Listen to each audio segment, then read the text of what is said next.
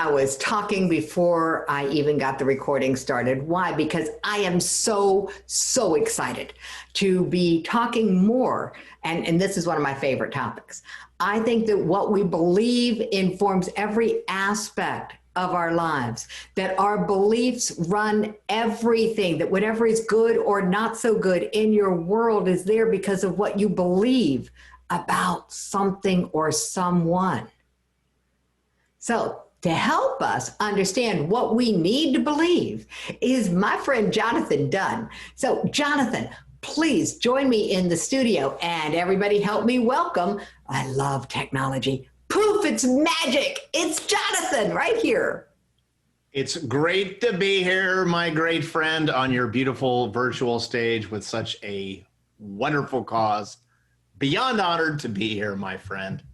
Oh, and so many friends. Yeah, and many friends. Jonathan, I am so excited for this conversation. You gave me a challenge when we first met. I don't know that you challenged me, but you gave me a challenge because after we were done talking, I'm like, tell me more. What is it that you do? And you said, no, come experience what we do and you'll learn about me there. And I'm like, all righty then. And as soon as I could fit it into my schedule, I made it to your event. And it was like, yeah, I get it. There's something about you, Jonathan, that's a little different. So let's go and let the people get to know you. Tell us about the world according to Jonathan.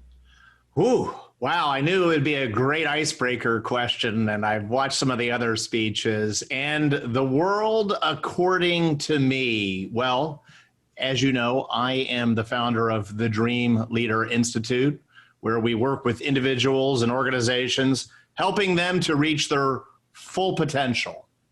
But as far as the world according to me, why I even got into this line of work, like so many of the people watching and so many of the people who are speakers, I am a survivor of childhood trauma. And, culminating with, as you saw in my video, an attempt on my own life in 1996. So glad it didn't work out. Yeah, me too. I'm really glad it didn't work out. I'm going to pause there. When you say, as I saw in your video, let's remember that it's not just the two of us in this conversation. Yes. So say where that video is. Yes, I made it through that, and I went on to get married. I have two beautiful children, one named Kaylee, who is 22 and about ready to graduate from college, and my son, Gunnar, who is 15.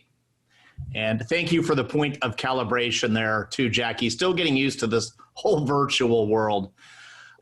In my style of parenting with my own kids has been always asking them what their dreams are and how I can support them on their dreams. What obstacles can I help them with? And 2 years ago, my daughter said she didn't like the way the world was going and wanted to do something about it. So besides volunteering with several organizations, she told me she wanted to start a YouTube channel where we shared all of our stories about life and where we could show that vulnerability is strength. And she wanted to start a YouTube channel. The channel is titled after one of her favorite stories of when I got bullied as a little boy and stuck in a porta potty and had it flipped over. But on our channel, which is the Hey Okay, You wait. I'm not going to let you tell the name of the channel yet. I'm going to unpack this because for anybody who's like, what did he just say? Okay. So you're talking about a real life experience. Mm-hmm. You were bullied. Mm-hmm. And on that particular day, the bullies locked you in a porta potty. Yep. And anybody who's never been in a porta potty, there's something about that has this lingering impact because our olfactory nerves, our nose is our most powerful memory source. So you've been locked in a porta potty, okay? And that moment, Jonathan, how did you feel? What did you think about yourself? What was going on for you? How old were you? I was about 8 years old. and I had went on to the golf course in our neighborhood because I thought I was about to die, because my best friend Rachel had just died, we'll call it a few months earlier, of something called Rice syndrome. This is back in the late 70s, early 80s, when Rice syndrome was becoming a thing. And the last I had ever talked to her, she said she had a tummy ache, and she was dead roughly, we'll call it 2 or 3 days later.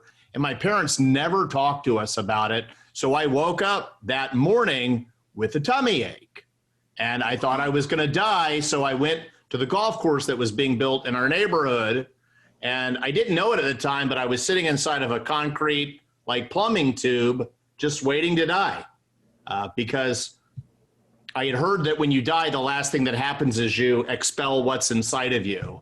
And I had seen my dad cry for the first time a few weeks earlier when his dad had died, and I didn't want him to find me that way, so I went off to die on my own. And the bullies found me in there, and they shoved me in the tube, or in the Portapotty. And it was crazy. As soon as you said olfactory, I was literally, I was smelling it in that moment. And I wasn't thinking about death anymore. I was thinking whatever's about to happen to me is actually worse than death. And it was, because they tipped it over, rolled it around. I came out of there with my shirt covered in crap, my self-esteem covered in crap.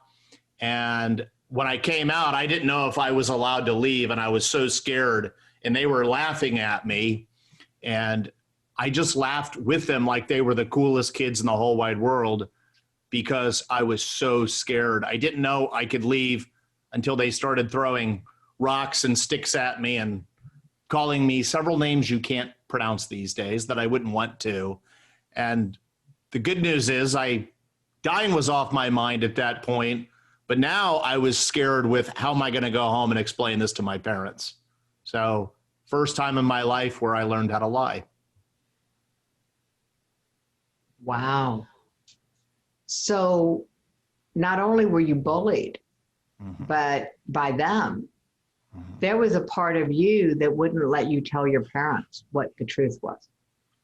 That's right. I had hero complex of my parents, which is a very common term, and they had never been vulnerable with me and told me of a single struggle. The only thing I had ever heard from my mother as I was in school was, you're never allowed to get a B. Your dad never got a B. Don't be lazy. Don't be stupid. You can't get a B. So to me, my parents were heroes and perfect. So I could not go to them. In my mind. Mm-hmm. Oh yeah, it's our beliefs that run everything. It's got nothing to do with your parents. It's got everything to do with what you believed about your parents. Absolutely. So, wow. All right. So now you have a new experience of the world. And that experience you've shared with your daughter. So the opposite of how you were raised, you actually have been very vulnerable with your daughter. Hugely vulnerable, and that's how we ended up working on this project. I had never dealt with my own trauma in my life until the economy was about to crash in 2008, and I was just praying I could keep the doors open, the roof over our head, and I did what I saw my dad do, which was, my dad was a workaholic.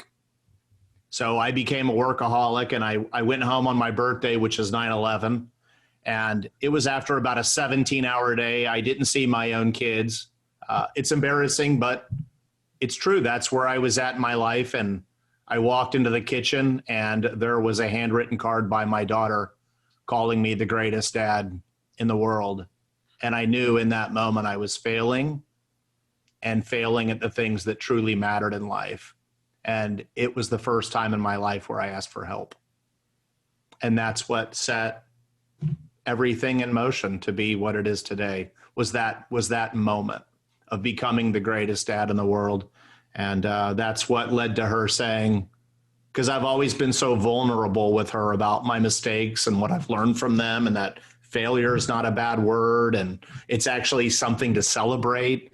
And so she came to me and said, I want to do this YouTube channel with you, Dad, because by this point of the game, I'd actually, been speaking all over the United States to different companies about how to care about their team members. So just give me an idea, because we left our hero in 2008 when you realized that in your daughter's eyes, you were the greatest dad in the world, but not in your own. And you reached out for help. Now, when did the idea of the podcast, what year is that? Well, the asking for help was in 2008. And then I'm going to guess, we launched our channel, I believe it was September of 2019. It's amazing how time flies. But we were out fishing together probably about 3 months prior to launching our channel. And I said, hey, Kaylee, hey, Gunner, it's time to dream again for the year. What are the dreams you're working on? And that was when Kaylee said her dream was to leave the world better off, start the channel, and some other things. Awesome. All right. So the YouTube channel, what's the title of it? Well, Kaylee, Gunner, all of the nieces and nephews that I have, I've got a bunch. They all, I came out of college actually to be a school teacher because I didn't want anybody to have a childhood experience like me, and went to college a little later in life. They all love that story. So Kaylee said, she's heard me talk about Henry David Thoreau and a lot of other things. And I said, what do you want to call the channel, Kaylee? And she goes, well, Dad, as far as I can see it, everybody is kind of metaphorically, not everyone, a lot of people, let me be clear, are metaphorically living in their own porta potty. And I believe with our channel, Dad, we can help them out of their porta potty like I helped you out of your porta potty. And I said, I love the name. Are you sure? And, we've taken a lot of judgment and criticism over it. And I've asked her periodically if she wants to change the name, but she's very firm on that is the name. That's what we're helping people do. And end of story. All right. So now I'm got two things to say. One, your daughter knows the story in 2008. She knows the story of the porta potty, but she also knows the story of 2008 with the card, and that pivotal moment she owns.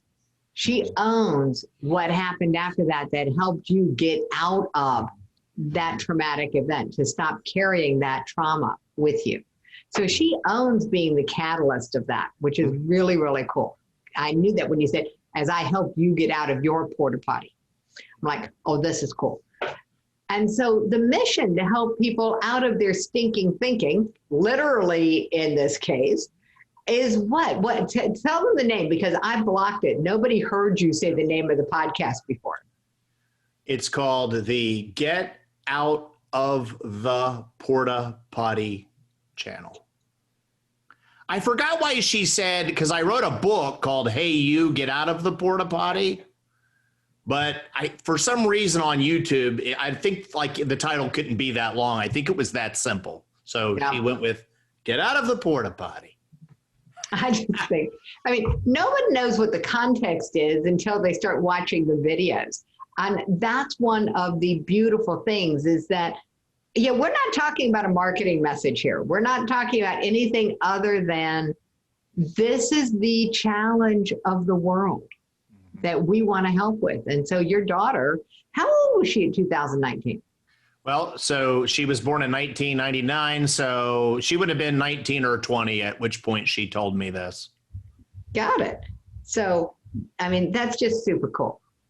That's super cool. And I guess I could have done the math. You did say she was 22 now, but what can we say? All right. So you've got this whole porta potty, get out of the porta potty movement.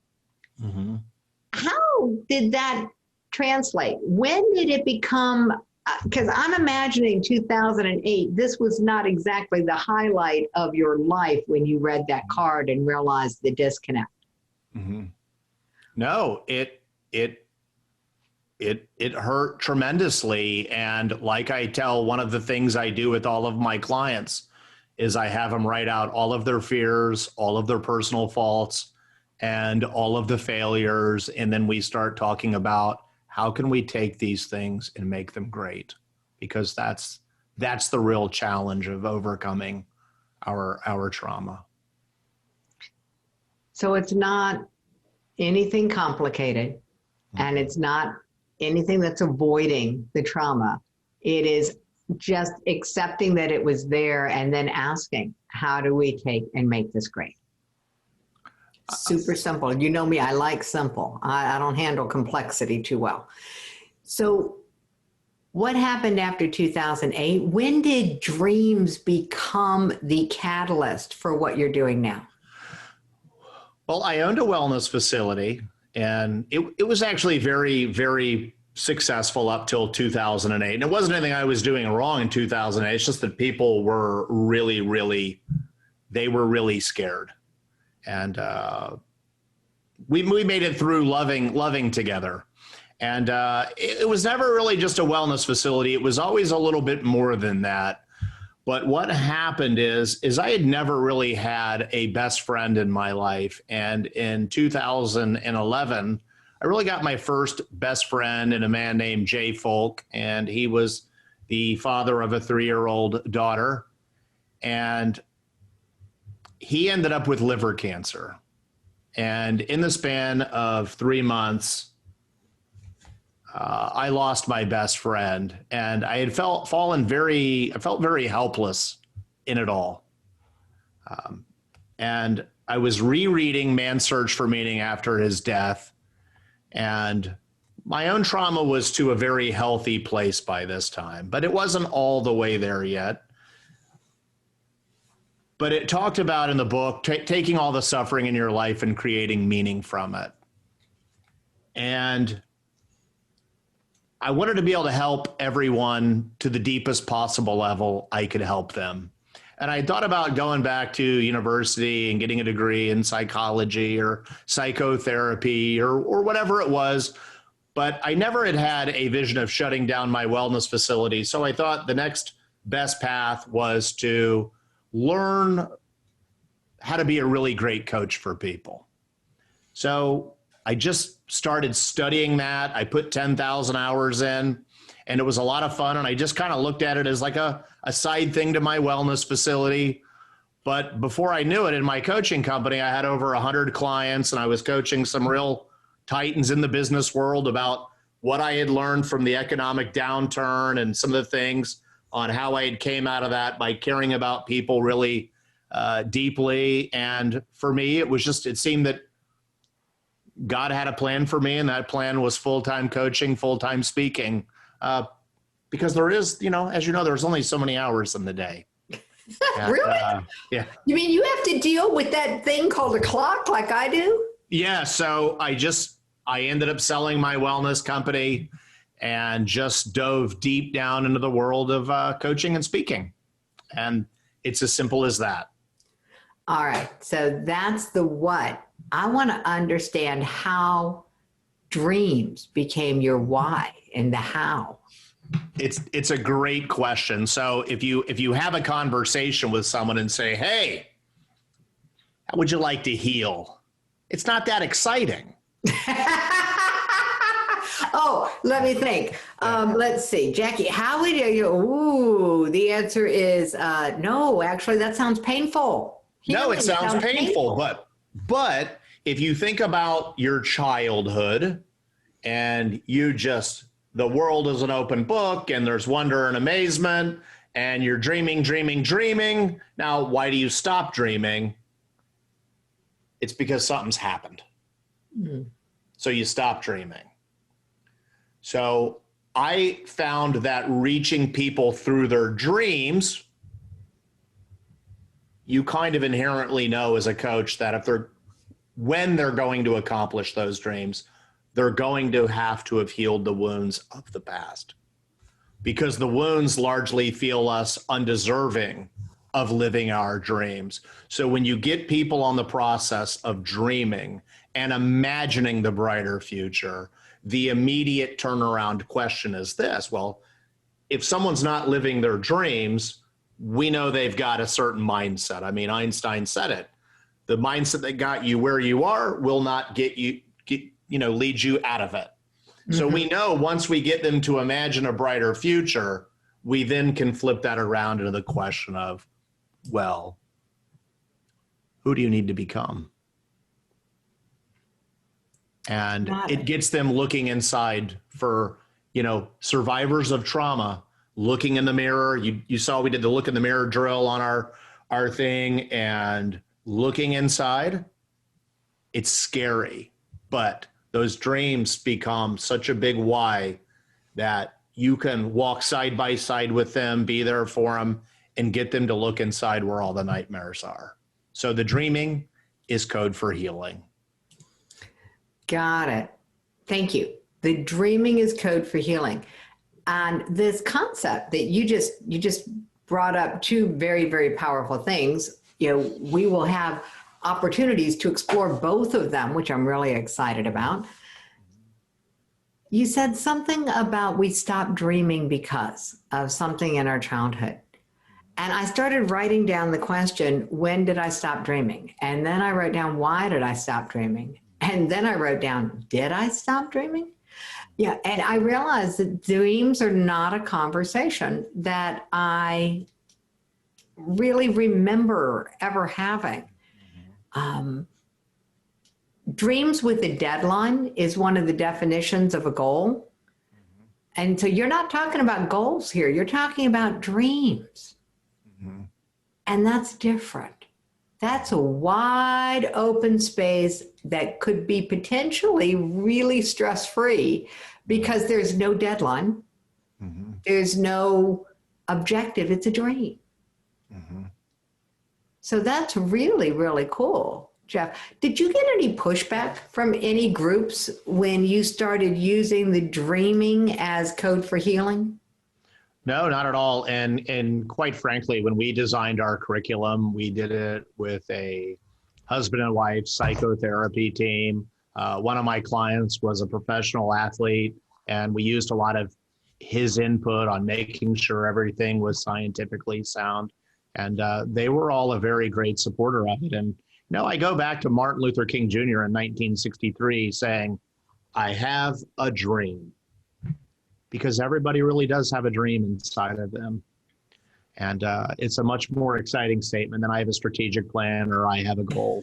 He knew everybody had a dream, and it's true. Everybody does have a dream, and people tend to think that dreams are a new car or a new house. And of course, we, in our questioning process, we ask a lot of those things.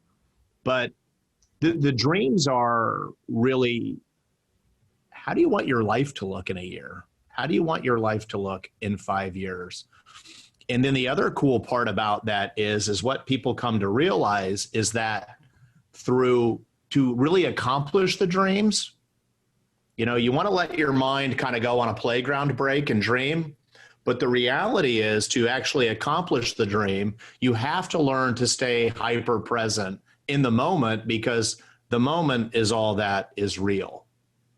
So there's lots of crazy, cool things that are going on. So we're going to take the complex and make it super simple for people. Yeah, it's all super simple. I always say one of the great human characteristics is overcomplicating things, such as love and happiness are the grand prizes. There's nothing higher. And we live in a country where people largely treat happiness and love like it's a pawn shop, and they throw it on the ground for 5 cents on the dollar for some egotistical reason. But love and happiness are the grand prizes. So really, through our curriculum, the practices with each month, each week, are just getting people to practice at love, practice at happiness, and who they need to be. What's really amazing is the fact that we've pushed love and happiness over the horizon. I'll be happy after I get. I'll be happy after I get. It's really sad, but that's our cultural norm, is to put off being happy. And the bottom line is happiness and love are free. We don't have to have any kind of economic circumstances. We don't have to go into hock or mortgage anything. They're free. They're available immediately, and we can't see them. And of course, you're right. We have a culture that doesn't value them. Oh, because, well, for a lot of reasons, but I love everything Jackie said. And that was kind of the amazing part about my suicide story is I was in my car in the garage. I was breathing in the fumes. And I realized that if I completed the task, that my dad would be the one who found me dead. And I thought about that time when I saw him crying for the first time. And I thought, my God, he's going to be crying as he carries me away. And I had just gotten a new medical insurance card at my job that day. And I decided to call the emergency line that was on the card. And I told the lady I was in the car killing myself. And she said, it's my first day on the job. I often wondered if this is like the way they do it. And she said, and I know I maybe had a couple minutes left. I don't really know, but she asked to put me on hold. That laugh like I just did is what saved my life, because it was in that moment when, it was as dark as darkness can get. I knew if I was capable of smiling and laughing there, and it had come from inside, that I was capable of doing it again and again and again. And that was when, for me, I realized what you just said, that happiness really is an inside job. And that there is no way, there's no path but to learn to be happy again. And we can all learn it. When was that? That was 1996. That was before, any of my kids or anything were born. So there's something really amazing about how that all played out. Mm-hmm. If the person on the other end of the line had thought that they knew what to say, mm-hmm. it might have played out just a little bit differently. Oh, because you were prepared for what you expected them to say. I was dead tired. I was exhausted. I hated life. I thought I was defective because I had a house and a car and none of it was doing it for me. And I just thought, I'm defective. I might as well end it. So fortunately, God was looking out for me and knew exactly what I needed in that precise moment. So what happened next? We're not going to leave everybody in the garage. What happened next? Because you're on hold with suicide prevention. Mm-hmm. No, you're on hold with your insurance company. Yeah. Mm-hmm. Got it. You're on hold with your insurance company. And then what? Well, so what happened was she asked to put me on hold. I laughed out loud. Just as quickly, I knew I could be okay. I turned off. I had a Honda CRX. I turned it off and I opened the garage door and I hung up on her. So this was not a 911 call. So this was a call to my health insurance line. They called the next people who were listed on my health insurance plan, which was my mother and my father. So I just lived a few minutes from them, by the way. So they come roaring into the driveway, as did an ambulance, and I was taken to a hospital. And I went and I got help immediately. And then I got help. I started working with someone right after that. And all it took was something that is a standard joke in the industry. Mm-hmm. That you get put on hold. You get put on hold. That's it. And it saved your life. It saved my life. It's very, very interesting. Because if you had called a suicide intervention line, you would never have been put on hold. Mm-hmm. It would have been a very different experience. It's actually a really interesting statement because, I just wonder how many people don't even know that that exists. And when Kaylee and I made our video, which I think's been viewed about 1,200 times now, we made sure we we put some phone number on there in case you're having those thoughts, because I didn't even know it existed. Oh, yeah. And now they've shortened it. So just FYI, what he's referring to is the National Suicide Prevention Hotline. And that number is 1-800-273-8255. Not that I've had to say this to people, but they've shortened it. Now it's 988. You can actually get there by dialing 988. And yes, we put it in a lot of our show notes. I actually think we might start adding it to every single show note and just go back and rewrite some descriptions. Because you're right, if people don't know that there's intervention available, it's 24/7, it's available by text. I mean, it's there. But if you don't know it's there, it doesn't do any good. And I'm very happy to see that there's less and less stigma around asking for help these days. Because I remember in my own life, I grew up thinking I had to be like Rambo or the Terminator, and I was hurting inside. And I thought, if I ask for help, everybody will know how weak and pathetic I am. So I'm so happy to see that stigma is getting less and less. And I spend a lot of time in my life helping pull that stigma down, that it's okay to ask for help. When you learn that, statistically speaking, that 7.5 out of 10 people have experienced loss, trauma, or betrayal in a primary relationship, a lot of that in the childhood, when you have no tools to deal with that stuff, it's pretty staggering. And really, to me, it explains the world, why the world is the way that the world is. You know, I agree with you. There's actually a documentary out now called The Wisdom of Trauma.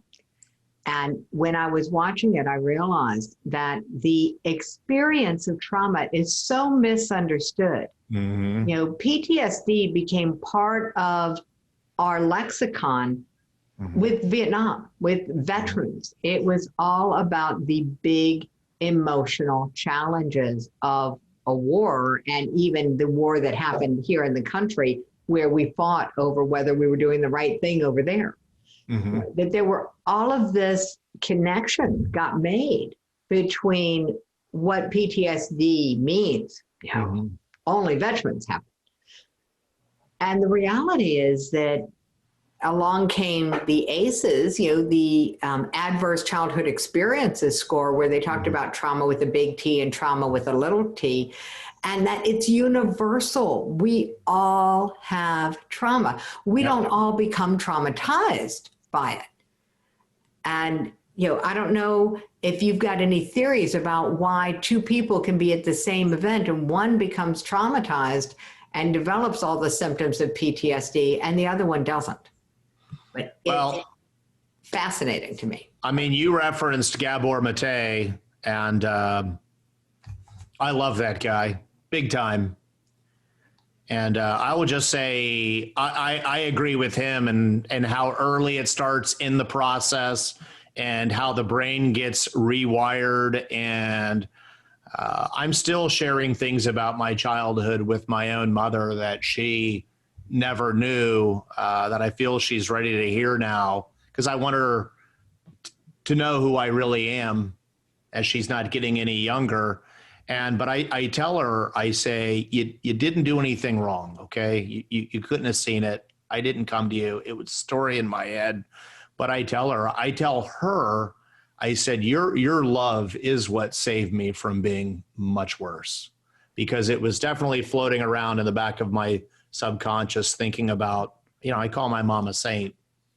And, you know, I don't know that they'll ever know, but I agree with Mr. Mate that it just depends on how early it happens in our lives and the rewiring of the brain. I know for myself, I can only speak for me, that all of the things that happened to me as a little boy were extra devastating, because it was all under the guise that, well, and I'm not talking about the Portapotty incident here.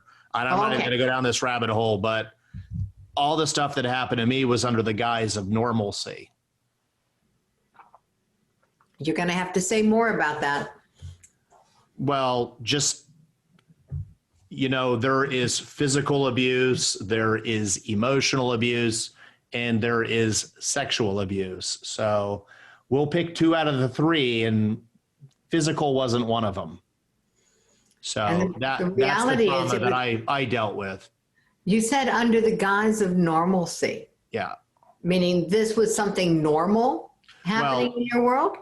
When a family member takes you out in the garage and you're little and does things to you, you don't know that it's not normal.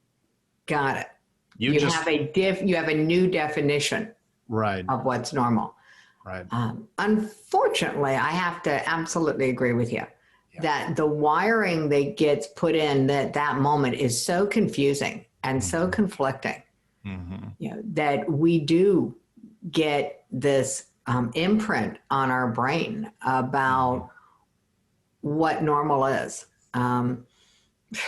There was a book that I got handed, and now I'm going to have to give the disclaimer, because you say there's a reduction in stigma, but there is not enough of a reduction in stigma around things like alcoholism and drugs and suicide and mental health and mental illness and all of these concepts. The book I was handed was The Adult Child's Guide to What's Normal. And it was written for adult children of alcoholics. Now, neither one of my parents ever espoused to being an alcoholic, but I was exhibiting the behaviors and attitudes of an adult child that had been raised in an alcoholic home. You know, no theories there. The reality is that I got handed this book. And what I realized reading the book is that their definition of normal and my life experience were about as far apart as I could get. And I thought, people really live this way? Part of my brain just dismissed it entirely because that was such a fantasy. It was like watching a TV show from the 50s. It had no basis in reality. And by the way, if anybody's ever seen some of the shows from the 50s, like the Donna Reed show, oh my God, there is no more manipulative woman in the world than the way that she handled her husband. You know, so it's not like these beautiful pictures actually taught us useful lessons. But anyway, we learned normal in some very skewed ways. Yeah, we did. And so now I understand what you meant. So translating your childhood of normal into now you're getting help, and there's a challenge. How much did you struggle with that? With what they were telling you was really normal compared to what you had lived? I mean, it was a great struggle. And I mean, not to get too deep here, but a lot of my memories were very, very repressed, which is a very normal thing. They're very much buried back into the deep recesses of my mind. And I had this tendency where I didn't ever want anybody to touch me. And if anybody did, I always wanted to scrub myself afterwards. And I had fallen in love with somebody, and I knew it was love, and I knew it was pure, and I knew it was great. And I couldn't understand why I always felt that way. So it was when I got help for that all of the other was uncovered. And then it was like, where was that all of these years? Some place that kept you safe. Yeah. Yeah. There's so much that's misunderstood about our brain's ability to keep us safe from what we do not have the emotional skills, the emotional resiliency to handle. And our brains are so elegantly designed for that. I think the biggest crime of the century is trying to get people to talk about and dig out without first developing the emotional resilience skills that they didn't have back then. If they didn't have them back then, odds are they don't have them now. You know, let's build the emotional resilience first and then let them deal with the trauma. You know, that's how it went down for me. And I would just say in my own particular case, I'm very happy it went went down that way in that order of operations. I think it is the greatest gift of the shift is that we start building emotional resiliency first now. Yeah. It can change the world. I am absolutely convinced. And I think a big part of building emotional resiliency is recognizing whether or not you've given yourself permission to dream. Jonathan, have you ever worked with people who were just viscerally incapable of dreaming? One of my favorite stories of all time, I had met this man in my journey who said, you know, this wellness facility you created is so beautiful and I feel so safe here and I feel so happy here. How did you ever start this place? And I kind of spewed out my whole life story to him about why I wanted to own a wellness facility, because getting in shape is kind of an early thing that kind of saved my life. And he goes, and he was crying by the end and said, you need to join the Toastmasters and learn how to tell that story. That could save millions of lives. Now, by this stage of the game, my life was all about impacting other lives, and that brings me a lot of joy. So I joined the Toastmasters, and one of the people I met there had worked at Baylor College of Medicine, what was an only child, and had to quit her job to be a full-time caregiver for her mother from 88 when it looked like she wouldn't live all that long. And she ended up living for 11 years. And by the time she came out of the 11-year caregiving journey, she was almost 70. And, you know, by this time I'm doing a lot of coaching, and I stood in front of the room and at one point, and I was kind of practicing word tracks of things I talk about.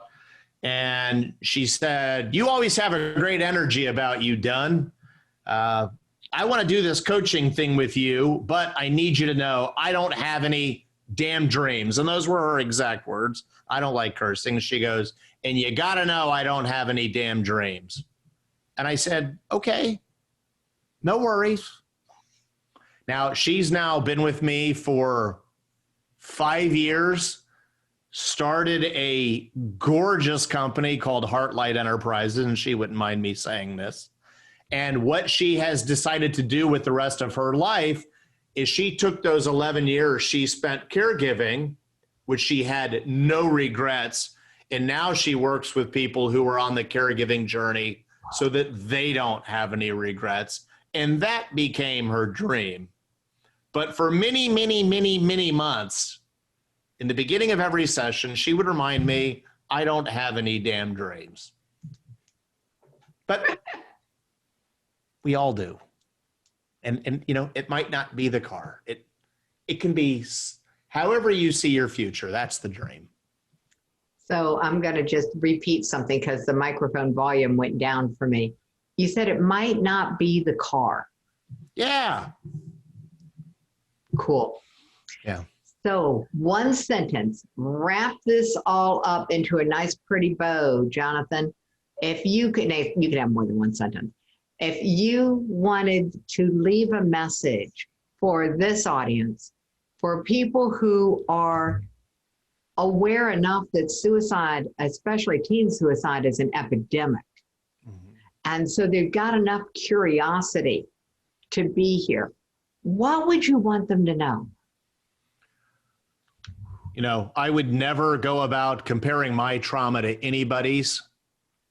But I can tell you, after going through what I went through, that anyone on here, your future can be bigger, brighter, and more beautiful than you ever could imagine.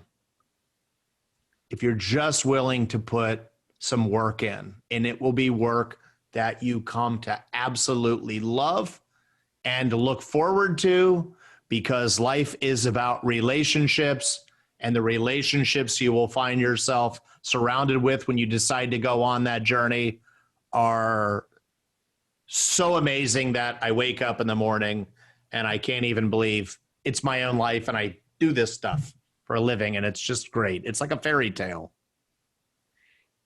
There we go. Give yourself permission to dream, and you might end up living a fairy tale. I like And it. you're worth it. I mean, when I used to work with the husband and wife mental health counselor team, they said the existential question is, do you deserve? And that most people don't feel as though they deserve, but we all deserve it. We all deserve to dream is a beautiful statement, Jonathan. Thank you for sharing your dream journey with us. Thank you for being part of the mission to make teen suicide a thing of the past. Thank you for having me so much. And it just feels great to make a difference. And there's nothing higher than service. So happy to be doing that today. Okay, so Jonathan, before I let you go, as we are into this dream, you have an amazing gift for everyone. And it is the win the morning, win the day. So can you just connect the dots for people? How will this template help them on their journey to understand the dream? Well, we tell all of our clients that living the life of your dreams and being your greatest self, it's as easy as remembering your ABCs every day. And A stands for your attitude, which consists of your emotions and your mindset. B is your body, and C is your connections. So we also know there are two types of people in this world: the people who wake up and they go, good God, and they hit their snooze, and the people who go, good God morning. So the win the day sheet that you have access to, if you will just take 5 minutes on that sheet every morning, you will begin to win each and every morning. You will begin to win each and every moment, and the quality of your moments, the quality of your mornings will branch out into the quality of your life. So the sheet is very self-explanatory, and it will help you develop the mindset of a world-class champion every day. And here's the thing too, my life's about having fun. You're allowed to have fun. It's not even like, don't look at it as a worksheet. It's a fun sheet, because by the time you get to the second page, you will have a huge smile on your face and you will be ready to conquer the day. Awesome. Thank you so much, Jonathan. Thank you again for being here. And thank you for this great gift that will allow everyone to win their morning and win their day. My pleasure.